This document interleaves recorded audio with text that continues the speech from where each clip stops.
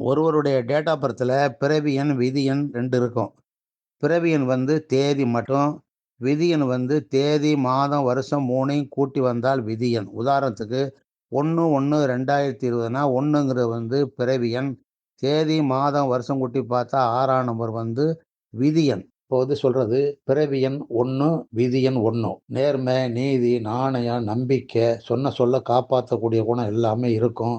வாழ்க்கையில முன்னேறதுக்கு பலவிதமான திட்டங்கள தீட்டிக்கிட்டே இருப்பாரு. நல்ல நிர்வாகத் திறன் உள்ளவரு. கொடுத்த வாக்க காப்பாத்தக்கூடியவரு.